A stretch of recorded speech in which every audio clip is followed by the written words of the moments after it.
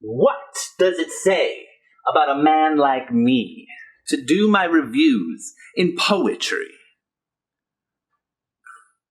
Booktube champion, I'm sure you'll agree. Debut novella, murder mystery. Now let's have a chat about Breach of Peace. The author in question is Daniel Greene. We learn the world is ruled by the Empire. I have some questions I'd like to inquire. Allow me, Brazen Bell. I'm feeling inspired. Geography? Location? What's the population? I want answers to these questions because we know what's in the basement. Industrial fantasy, or is it horror fiction? Steel magnets murdered. 1, defenestration. 3, for investigation. Chapman, Clyd, and Sam Witter. Or is it Samuel Witkins? The Almighty's police. It means demilitarization. Meant to stop the forces of rebellion. Empirical corruption to take over steel production. The 7th Precinct. Way out of jurisdiction. Those above the law. The Fist. And the Chosen. Multiple extrajudicious forces. Causing me frustration. A confusing introduction by Booktube's Disheveled Goblin. Those are the thoughts of the former champion, also known as Dr. Strike the Sun. The first 2 chapters, that's where it's at. The rest of the story, it's written flat. I like the ideas that your mind begat. This could have been a novel. I think that. That's just my opinion from one expat. I am the Brazen Bell. My job? Give fat advice. Keep on writing. Wear the writer's hat. Hello, my name is Lucas. This is a bit of lit, and I'm here to talk about Daniel Greene's Breach of Peace, which, as the Brazen Bell and Dr. Strike the Sun and I said doesn't quite work for me, or us. If you like this kind of thing, and like what you saw at the beginning, comment, share, like, subscribe, do all that good stuff. I greatly appreciate it. It doesn't quite work for me. There are certainly some things I really like. I like the ambition of it.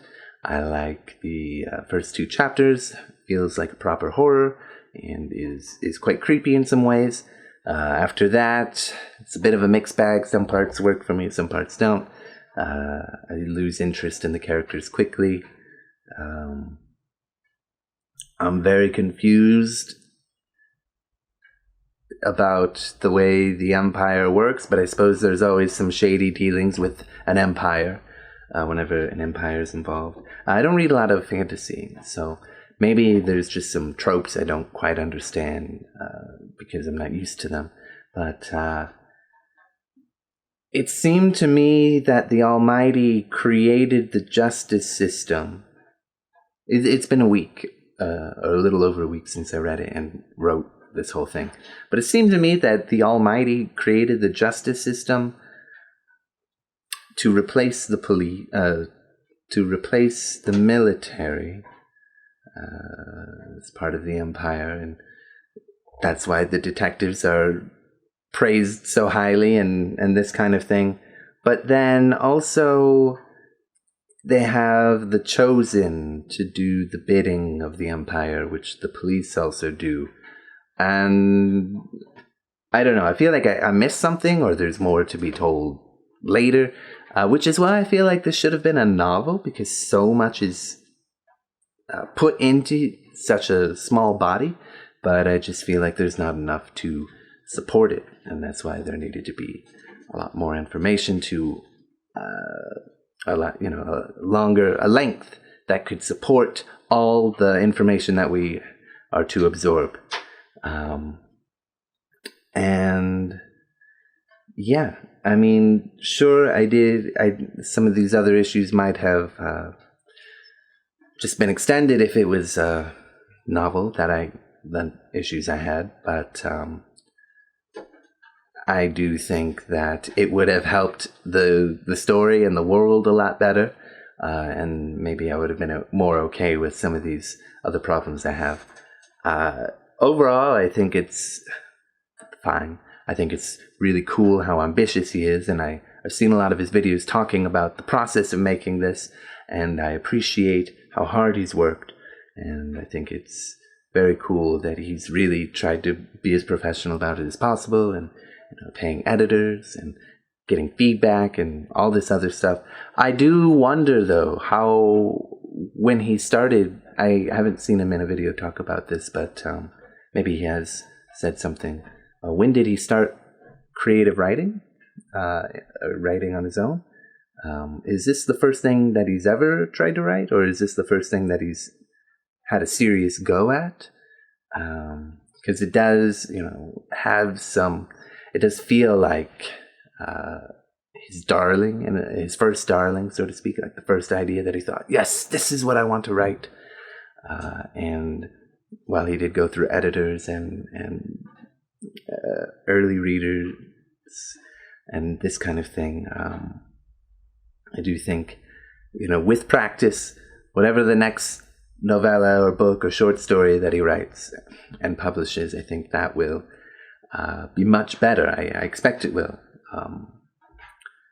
because just more you practice, the more you write. As long as he's being receptive to where he can improve from the response he's gotten from the thousands of people, or hundreds or thousands, tens of thousands of people that have read this so far. I don't know how many people. He's got a lot of fans. Yeah, I feel like he will only improve from here. So I look forward to the next edition to see if he's improved. If he continues to improve, then I will get on to it and keep reading. If not, well, then I might just stop at the second one. But overall, I would say if you are at all interested in Daniel Greene, give it a shot if you want to support him in some way. It's not too long of a book, and it's got some interesting elements to it, especially the horror elements. And yeah, keep on writing. I think you can improve.